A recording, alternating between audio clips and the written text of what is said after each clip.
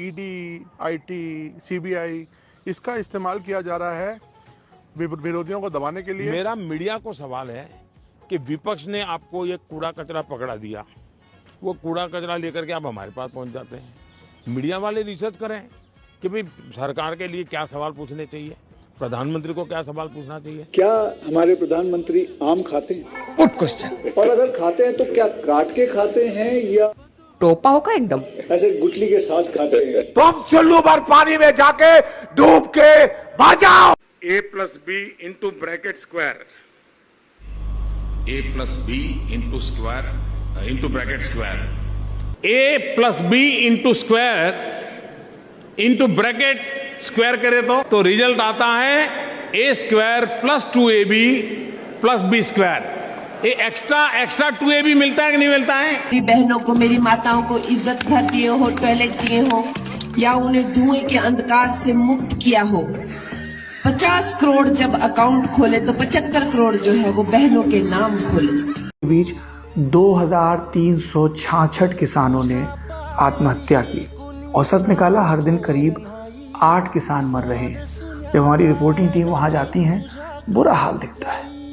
और मैं पूरी गंभीरता के साथ कह रहा हूं, देवेंद्र फडणवीस की सरकार जो 2014 से चल रही है, बीच का एक अंतराल छोड़ दें, क्या कर रही है इसके लिए? रोजाना 8 घरों में आत्महत्या होना किसानों के एक राज्य में, ये बहुत चिंता का विषय है। क्या कर रही है इसके लिए वहां प्रधानमंत्री? What's happening? नंगा करके नहला रहा। अरे बोल रहे हैं, बोलती क्यों बंद हो गई? अरे ले डाल हीरो, ले डाल। एक सवाल ये होता है मोदी साहब आपसे पूछना कि इस स्थिति में आपके बारे में ये लगातार कहा जाता है कि अब भाजपा की ओर से अगर आने वाले समय में इस गुजरात चुनाव के बाद अगर कोई प्रधानमंत्री पद के बहुत ही प्रबल उम्मीदवार हैं तो वो मोदी साहब होंगे।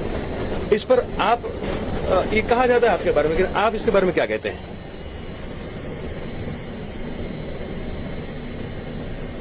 इस बारे में आप कोई टिप्पणी नहीं करना चाहेंगे, लेकिन देखिए देश में बहुत सारे लोग हैं जो चाहते हैं, इस बारे में बहुत सारी बातें भी होती हैं, तो उनके लिए अगर कुछ आप कहना चाहें तो।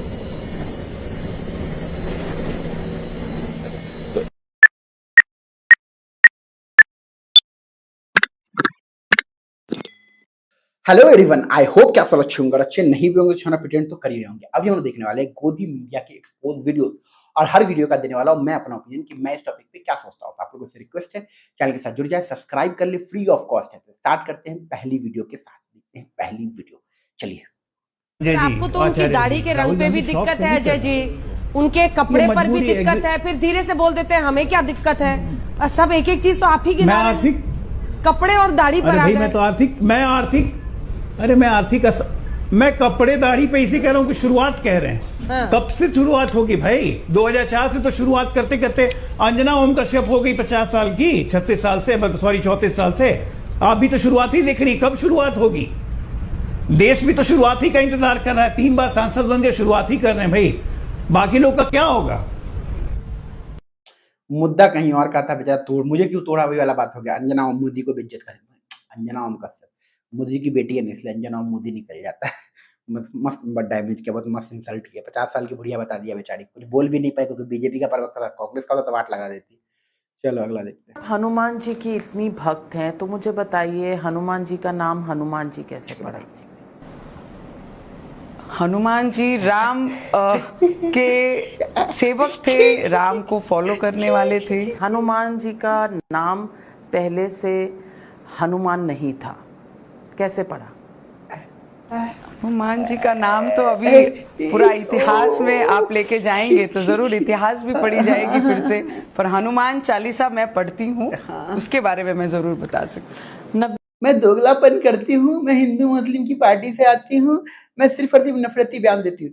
साले आधे से ज्यादा लोग हैं ना बीजेपी के अंदर जो बोलेंगे जो ना देश में रहना होगा, जय श्री राम कहना होगा। आपको मैं रिपोर्ट दिखा सकता हूँ, लाइव रिपोर्ट दिखा सकता हूँ, मैं लाइव, मेरी खुद की रिपोर्टिंग, मेरी खुद की गई रिपोर्टिंग। आप लोगों को जिनको भी लिंक चाहिए कमेंट्स में बताना, मैं लिंक दे दूंगा उनको।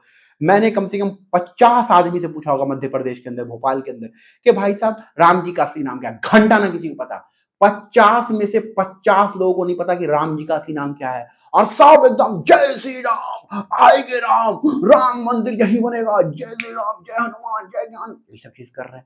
लिटरली उनको राम का नाम तक नहीं पता, हनुमान चालीसा तक नहीं पता, और वो सामने वाले को ये बोल रहे हैं कि ये देश में रहना होगा, राम जय श्री राम कहना होगा, इस देश में रहना होगा, भारत माता की जय कहना होगा, इस देश में रहना होगा। तो हिंदू, सच्चाई यही है कि कुछ नहीं पता इनको, क्योंकि ये लोग पॉलिटिक्स कर रहे हैं, ये लोग दोगलापन कर रहे हैं, ये लोग जाहिल लोग हैं।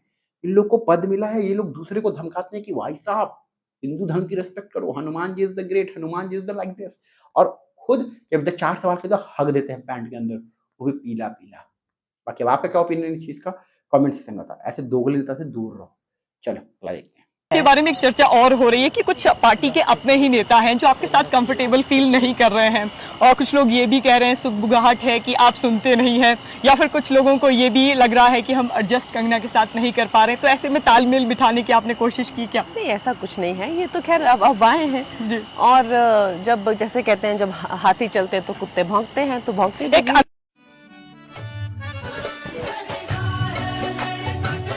सवाल ये कुत्ता बोला किसको बे? बीजेपी के लीडर को कुत्ता बोल दिया कंगना ने। कंगना वैसे भी खुद ही भी नहीं, कंगना वैसे दलाल है, कंगना है फालतू है, कंगना है फर्जी बयान देने के लिए फेमस। कंगना बॉलीवुड की क्वीन में, मतलब टाइम पे मैं उसका इतना बड़ा फैन था, जब मैंने तन्नू बिट्स मन्नू और जब उसकी क्यून देखी, मैं इतना बड़ा फैन था ना उसका।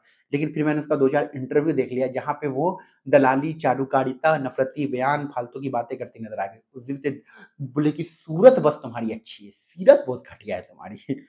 तुम्हारी फिल्म इसलिए फ्लॉप होती है। चलो अगला देखते हैं। एक सवाल ये होता है मोदी साहब आपसे पूछना कि इस स्थिति में आपके बारे में ये लगातार कहा जाता है कि अब भाजपा की ओर से अगर आने वाले समय में इस गुजरात चुनाव के बाद अगर कोई प्रधानमंत्री पद के बहुत ही सबल उम्मीदवार हैं, प्रबल उम्मीदवार हैं, तो वो मोदी साहब होंगे। इस पर आप ये कहा जाता है आपके बारे में, आप इसके बारे में क्या कहते हैं?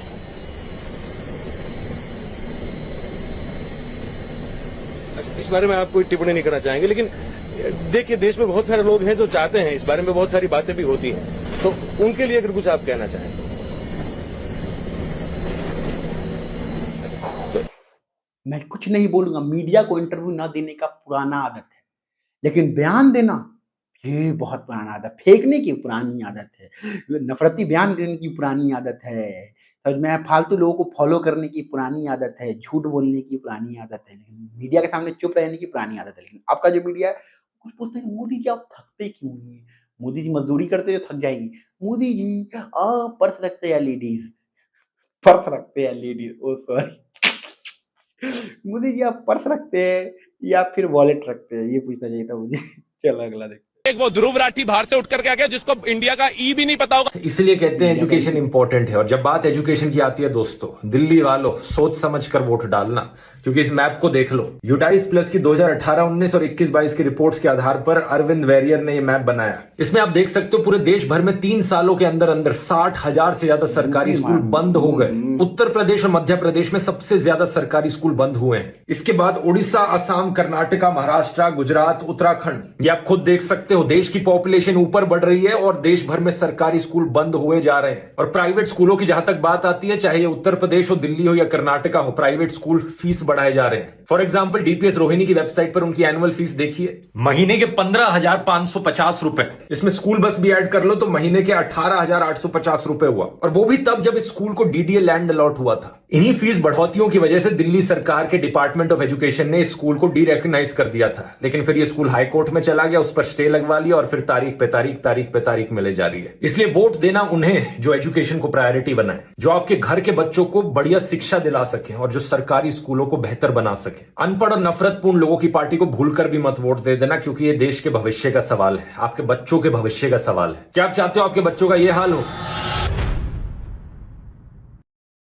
मगर मैं तो पापा को ही वोट दूंगा जो नफरती बयान देंगे। मैं तो अंधभक्त हूँ, मेरा तो कट चुका है, मेरे पास तो दिमाग नाम की चीज ही नहीं है। एजुकेशन से किसको फर्क पड़ता है? पढ़ाई लिखाई से किसको फर्क पड़ता है? हमको तो राम मंदिर चाहिए, हमको राम मंदिर मिल गया तो मतलब पापा आएंगे, जो चाहिए था वो मिल गया, राम मंदिर मिल गया ना। अब हमको घंटा फर्क नहीं पड़ता है कि मोदी जी एजुकेशन।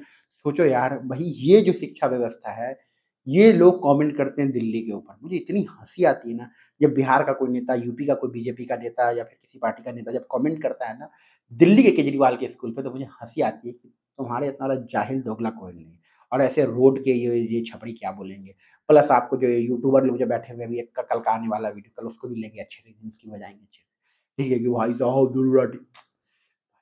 सच्चाई ये कि दिखता है समझ में आता है पढ़ा लिखा कौन है जाहिल कौन है, वो कंटेंट से भी समझ में आता है और वो जो है ना क्या बोलते हैं जब फेमस हो जाए तो उसके बाद वो किस तरीके से उस फेम का इस्तेमाल करता है उससे भी समझ में आ जाता है। जब वो हिंदुत्व जय श्री राम लेके किसी को माँ बहन की गाली देता है, जाओ उसकी माँ कर दो वो कर दो, समझ में आता है। जय श्री राम लेके सट्टा का ऐप प्रमोट करता है, समझ में आता है। जय श्री राम बोल के जो है ना ड्रग्स और ये सप्लाई करता है, समझ में आता है। बंदूक रखता है लड़कियों के साथ। अगला देखते हैं। एक फिल्म थी डार्क नाइट, उस फिल्म में एक था जोकर, आत्ममुग्ध और अहंकारी, अपना विवेक सब खोकर। उसके बोलने में था जादू, लोगों को करता था भ्रमित, वे हो जाते दीवाने उसके होकर बातों में सम्मोहित। वह बतियाता कि तुम बेचारे आत्मदया से किया सराबोर, कहता कि दुनिया बुरी जगह, अविश्वास फैलाया हर ओर। नफरत के सौदागर ने यूं हर तरफ हिंसा फैला दी, उसके साथियों ने बैंक लूटे, उसने पैसे में आग लगा दी। झूठा शातिर और मक्कार, खुद को मानता था महान, कहता कि वो दुनिया का कर रहा है पुनरुत्थान। उसकी वजह से लोग मरे, अपराध बोध पर तनिक नहीं, कंट्रोल पाने को बेचैन, शांति उसे क्षणिक नहीं। बैटमैन ने आखिर में उसे रोका, उसका खेल खत्म किया, मोहब्बत और अच्छाई का लोगों को पैगाम दिया। ये ऐसा कुछ लगा था कि ये मोदी जी पे डायरेक्ट कमेंट कर रहे हैं, ये मोदी जी के बारे में डायरेक्ट बोल रहा है, मुझे ऐसा क्यों फील हो रहा था। बाकी अब आपका क्या ओपिनियन इस चीज को लेकर कमेंट में बताएं। मिलते हैं अगले वीडियो के साथ, जुड़ जाएं, अपना ख्याल रखें, बाय बाय।